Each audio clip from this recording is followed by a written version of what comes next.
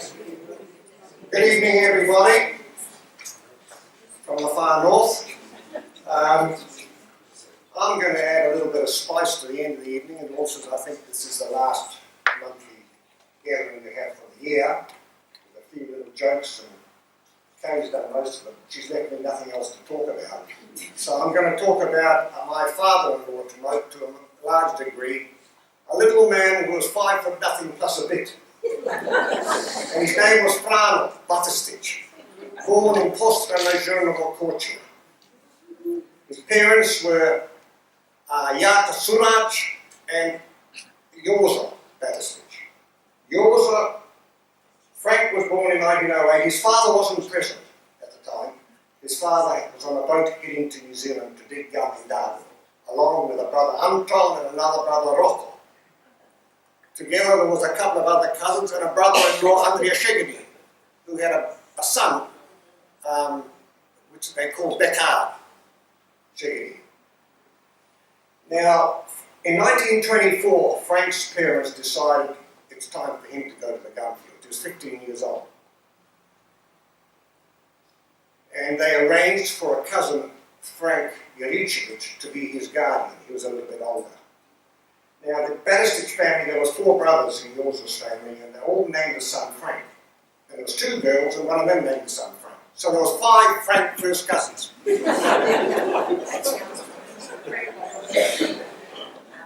Now, Frank's arrival in New Zealand is probably best if I describe it the way he called it. He said, "Frank, when I come to this bloody country," he said, "I was a 16-year-old boy." He says, "I leave a postrana with my parents. They come with me to Dubrovnik.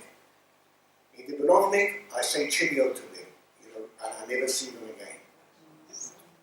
Then I travel with Frana Juricevic up to Trieste. When we get to Trieste, we get on a train and we go to Marseille in France. And there we get on ship Villa de Strasbourg. One other man from Postrana was with us, Ivan Stankovic, on that boat. Then we travel from there to Perth and then to Sydney, where we get off and we have to get on another boat to come to New Zealand. You know what he said? My ticket, stop in Sydney. I don't know what my father doing. He borrow money and he buy a ticket and only go to Sydney. So 16-year-old boy I left behind. I can't go any further. And Frano Juricevic, he keep going. So I know they speak at home that there was a cousin, another Juricevic in a city. So I look for him and I find him and he lent me money. And 1 month later, I go finish my journey to New Zealand. The boat trip cost me £6.10, Sydney to Auckland. So we get to Auckland, he said, I think 1 night in boarding house. And the next day, he said, I get on train and go to Helensville. I get to Helensville, get on another boat, and go to Darwin. We get to Darwin, 1 man waiting there with a little truck. And he takes us up to Goldfields. There was about 5 or 6 of us there. We get there, and then we walk last distance to get to Black Store Camp in Darwin. And there, I was supposed to meet up with my older cousin, Marin Juricevic. And he looking for me. He couldn't find me. And then he found me, and he said, "Frank, Jesus Christ," he said, "what your father sent you for? Let him speak bigger than you are."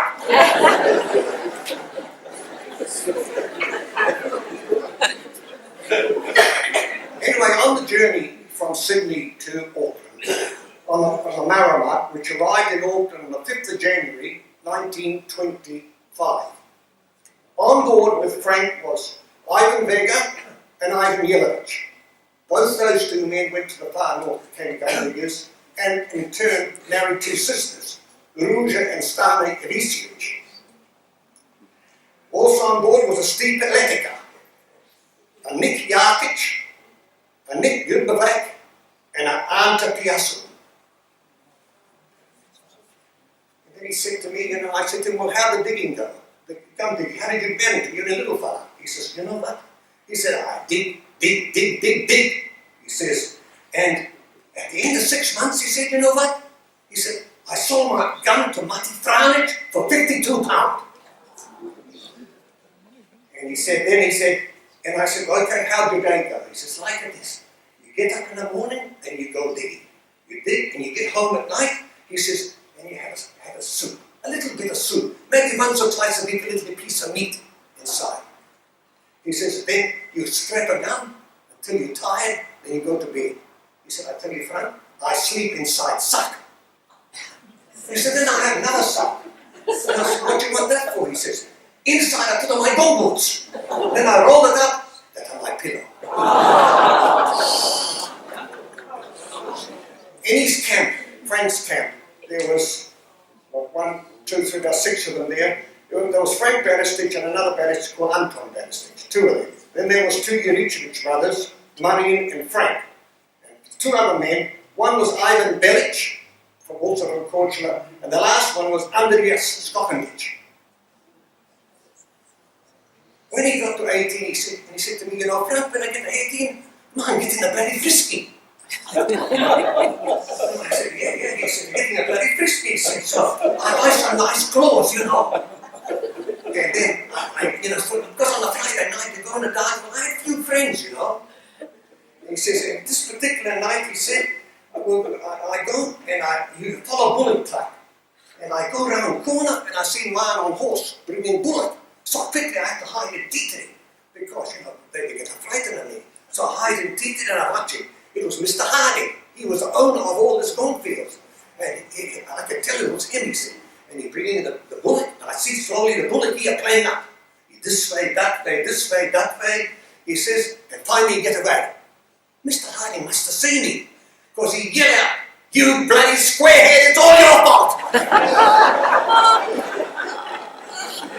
And so he says, so I had to hide somewhere else. You know, Mr. Harding kicking my ass off his land, and where am I going to go when you're 18 years old? So he said, I am looking where else? You know, Frank, he said, I had to do it. I said, what to do what? He said, it was a big, deep gum hole. He said, I'm looking at it. You know, I tell you what, I not hesitate. Hands out and straight in the gum hole. And then he stopped and I said, was there any water in the gum hole? He said, what you bloody think? It was a winter time, the water over here.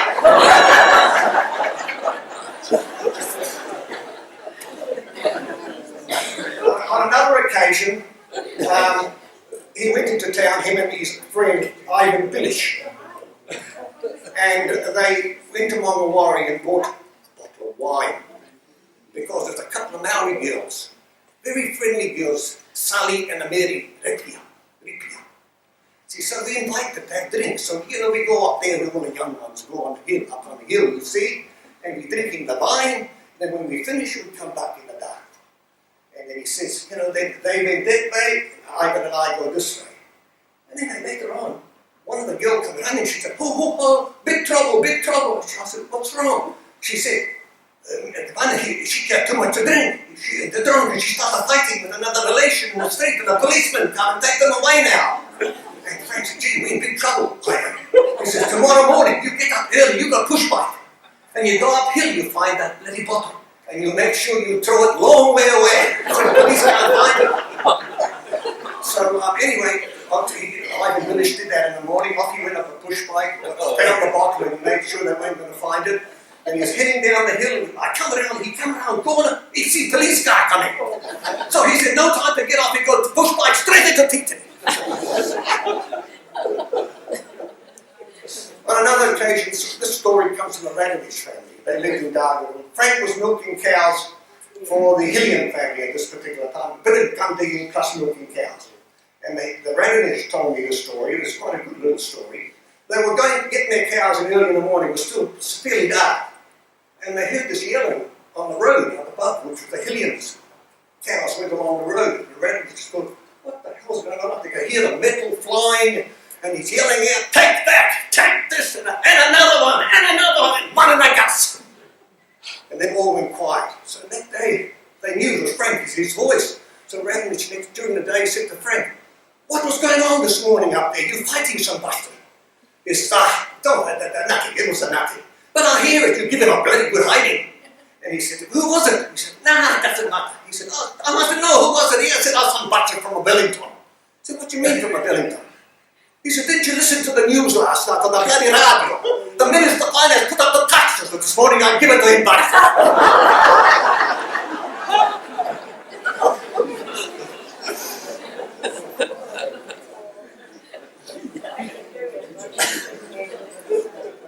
This one here is a little incident that happened at their camp. You know, he said to me, you know, Frank, we have a few chooks. I said, oh yeah. He said, handy, you know, for a few eggs. We get 2-3 eggs a day. He said, handy for the breakfast, you know. I said, oh yeah. Then he said, you know, one morning I go out, no eggs. No eggs. So I think, what the hell going on here? So next morning, no eggs again. So I said, I got to find out what's going on.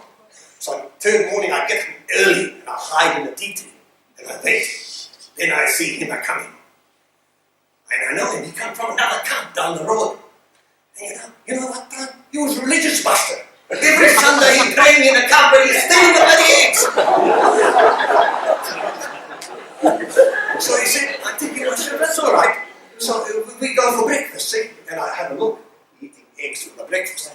I'm thinking, that's all right, I'll fix you. I'll fix you, he said. So he said, I know where he go to do your business every morning. He go to this big tree. So I hide behind tree and wait for him. And then he come, he says, and he don't know I have long handled shovel. And he says, when he finish, I pull it back. He said, then I wait. And he get up, he pull the trousers, he doing up a belt, he whistling. He hopping, he whistling. And then he look back, that's where he make mistake. He look back, then he stop, no more whistling. Looking, nothing. Then he thinking. But then he undo belt, pull trousers. Nothing. So he couldn't take off, grab my hand, the trousers up in the air, shaking. Nothing. So then he's standing there, bloody naked. And he looked like he was stunned. And all of a sudden he fall on his knees on the ground and put his hands up to the skies and pleading and praying to his God to help him find what he is looking for. So anyway, he goes back to the camp, and Frank follows a little bit later, and you can see him going all around the whole camp, telling everybody the same story. I know I did it, but I can't find it. So someone said to Frank, "You anything about it?" He said, "Yeah, I played trick on him." And they said, "Frank, we have to tell him, because I might take him to the bloody oven there, the way he's going." So they told him, but I tell you what, I have no more trouble with the bloody eggs. While he was in Dargo, Frank was in the band. You see me in the first Yugoslav band in 1936. Other band members were Nick Matic, Tony Surac, Philip Yarkis, Jack Karakic, two Shala brothers, Jack and Marin, and Frank Bassett. Now the remarkable thing about it, 78 years since then, and Jack Shala is still alive. Well, he was the last I heard. He's down in Warrensville, Matamata. 78 years later. Marin's son. Jack, no, old Jack. Jack Shala.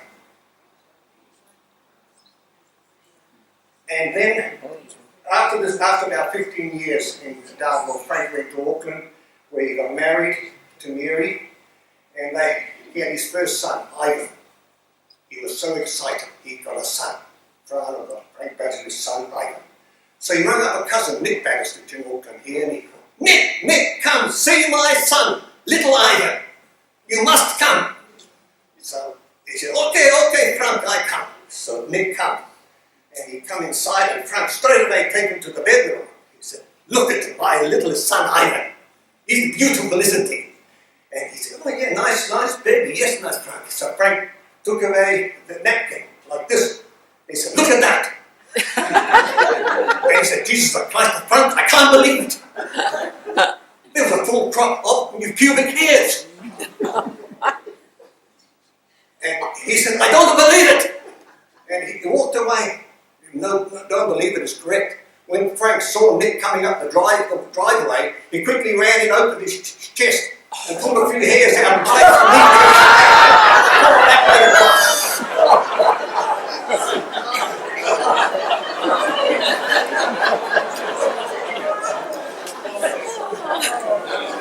Frank decided to go back to Portugal after 53 years in 1978. And so the family decided, seeing he'd been gone for that long, they should go up to the church and have a nice day at the church. So they all went up for the Mass. On the way up the hill to the church there at Juneville, it's a little bit uphill drive, was a donkey in the paddock. And he was hee-haw, hee-haw, hee-haw, displaying his wares. And Frank looked and then laughing. And he kept walking and he got to the top of the hill, folded his arm and watched as all the men and women came up the deck. All the men looking and the women all looking away.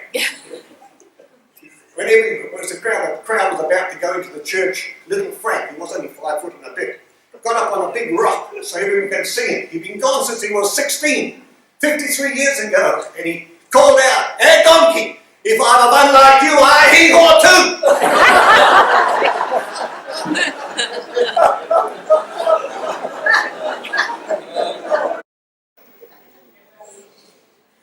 On another occasion, Frank was a farmer at one stage, and he needed the vet. So he talked to the vet over the phone, and the vet said, yeah, okay, we're coming down to see you, a sick animal.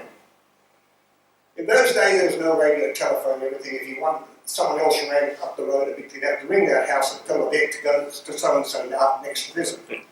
So that's how it worked. So anyway, the vet rang back, or someone at the vet rang up and said, "Mr. Buttersitch there." "Yes, speaking." "Mr. Buttersitch, is the vet there?" No, you're not the vet here. You can come in the sunshine. You don't need a gumboots." Then Marco Busich was a good friend of Frank Buttersitch's, and Marco would come down. They used to come on a Sunday night to my place and Cherie's place and play pool. And anyway, on this particular night, on the way home from my place, there was a police stop. The cops were stopping all the cars. The cop would go along with a torch, poked his head in the window. "Oh, we're just checking for drinking drivers tonight, gentlemen." And Marco Bullock said, no, not been drinking. And Frank Bannister beside him leaned over and said, "No, officer, we've been out chasing the widows."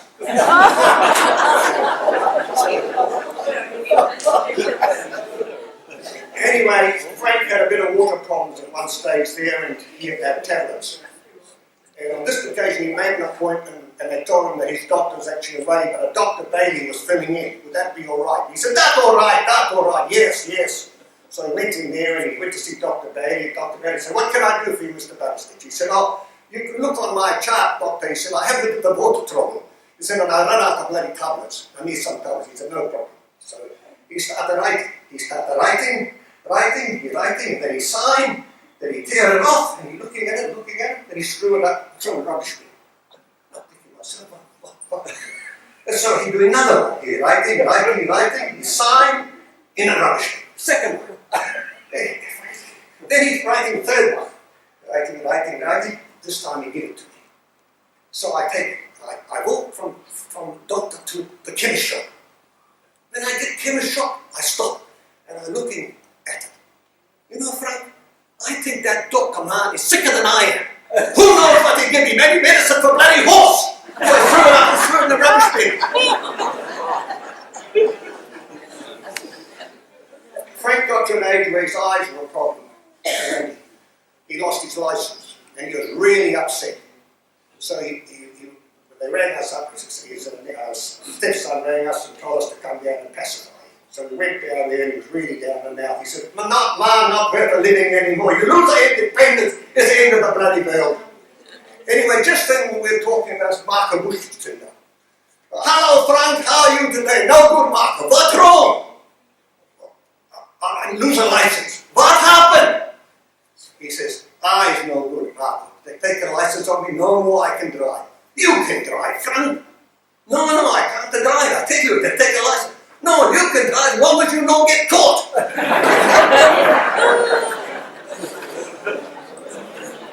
We used to go down Lake White on a Sunday to visit him every Sunday. On this particular Sunday, it was pouring with rain. And I said to Cherie, "Ring him up, tell your father, we're not going to come today, maybe it's better weather tomorrow or Monday, we'll come and see him then." So she rang him and told him, "That's all right, dobro. See you tomorrow." So anyway, tomorrow come, it was a beautiful day. So we drive down to the house, and he's sitting in his chair in the front, all sad. I think he got out of the car. I said, "What, you didn't have a very good night last night?" "No. I'm just thinking something sad. I said, oh yeah, that's unusual for you. You're thinking something funny. He said, maybe little bits are funny, but very, very sad. I said, well, I gotta hear this. What is it? He says, well, if a man here died yesterday, now he'd be so sad because such a beautiful day today. Anyway, on another occasion we went down and he was on his lawn, hands behind his back, walking around the lawn, smiling to himself. And I said to my wife, I said, Shri, your father's been up to mischief. She said, you're always picking on him. I said, no, I'll tell you, he's up to something. And then we got out of the car, I said to him, okay, old fellow, what are you smiling about? He said, I'm thinking something funny. Okay, that's good. Yeah, what is it? Well, you know what, Frank? He says, the more I'm thinking, more funny it is.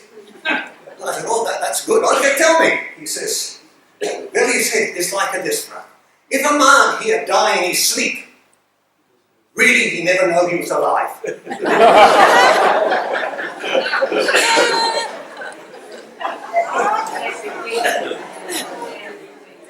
And then there was the insurance agent. They rang him up, said, Mr. Ballastich, I want to come down and see your little car for insurance, for renewal of the insurance. He said, that's all right, you come. He said, then I wait for him and I see car pull out on the road. He never come in my driveway, but he walking down my driveway. I could see young fella, just like a young rooster. And I'm thinking to myself, maybe I have a little bit of funny with him. So he said to Mr. Ballastich, I said, get that to me. That to me, he said. And then I said, you come see my car, have you? Yeah, I come see your car. I see, Mr. Ballastich, you're not one of us. And he said, what you thinking? What you meaning? I'm not one of you. What, do you think I come from the moon, do you? He said, no, but you've got an accent. He said, of course, he said, I come from the Adriatic, he said, but I come from a Corchula, island Corchula. That's fine. Okay, Mr. Ballastich, we'll have a look at the car. So look at the car, they give him a price. He said, but that's more than last year. He said, well, it's a claim. People claiming more, Mr. Ballastich. But you tell me the same story, your company, every year. I get sick of listening to the same answer. Then he said, Mr. Ballastich, I see your house not insured with us. Oh, no. A young fellow, he said, I don't insure a house. You know, one time, my house was foul house. And he said, what do you mean, Mr. Ballastich? He said, it was foul house one time. He said, but nothing wrong with your house, nice house. He said, would you mind if I give you a price to insure your house? Okay, you can have a good price. So he stepped 1, 2, 3, and I follow him. But he don't know, I smile myself.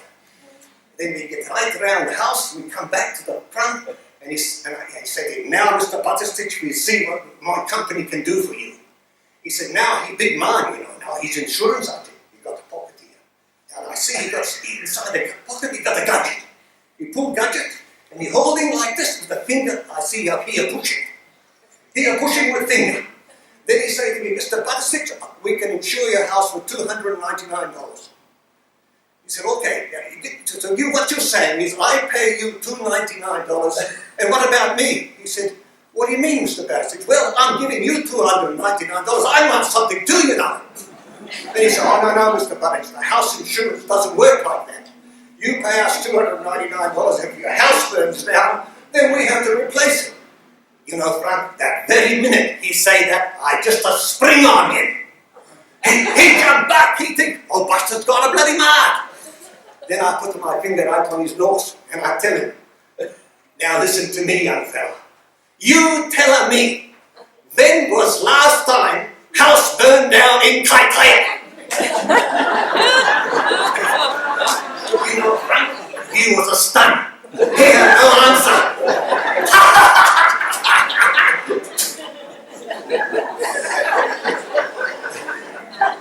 And then we come towards the end of Frank's life, this last doctor visit, and I took him. And I rang up, he didn't want to go. And we said, I only go if my doctor on duty. And I rang up, and his doctor was on duty. So away we go. And I said, okay, you sit in the car, I'll go inside and see how long we have to wait. So I went inside, the receptionist said, give it half an hour, then bring him in and I'll push him in. So we did that, sat in the car, and in we went. I got to the door, it was a weekend, so the place was full. And I said to Frank, look, there's a couple of seats right down the back down there, just follow me. So he said, okay. So I walked off, I got right down there, turned around. No sign of Frank, he's still standing in the doorway. He's like an old orphan. There, you know, little small fellow shriveled up. Everyone feeling sorry for him, all looking at him, except a few people were still chatting. And he made sure he got to get rid of them because he made a distinctive cough. By this time, we're all taking notice. He said, I just want to say this. I had it. I reached the end of the road. And then he come down and joined me. So like he reached the end of the road, I reached the end of my address tonight. And Frank died about a week later. Anyway, one of my visits to Germany, I said to Dusan Gilbin, who was a good friend of mine over there, he passed away since then, and I said to Dusan, where did Frank get this funniness from, these jokes and all this? He said, oh, he said, you know, his father, yours, he died 50 years ago. People still in the village talking about the last hour of his life. And I said, well, this is interesting. What is it? He said, oh, you've got to listen, I tell you. Old Yoza was 92.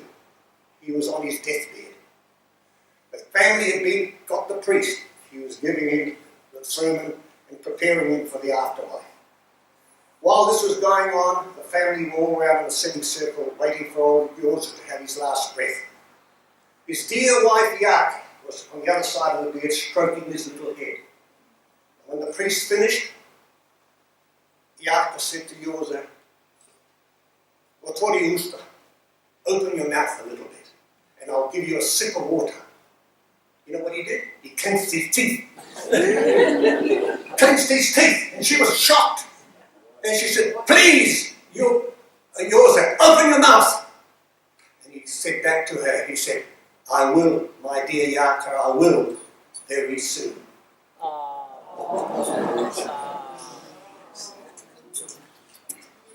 So that is it, ladies and gentlemen. I want to thank you for coming along tonight and supporting Kay in particular. And she's doing a great job up north. It's a massive job. And it's so good to see, even I've got people here I went to school with, several here, college, with my primary school, Vinac here, and neighbours from Lake Erie here over here. And it's wonderful. Yes, we all were great friends together. And to have them along, plus a whole lot of these other people that have been connected with Kate's story. Thank you so much for coming along. And we appreciate the massive crowd we had tonight. And thank you very much for the expression.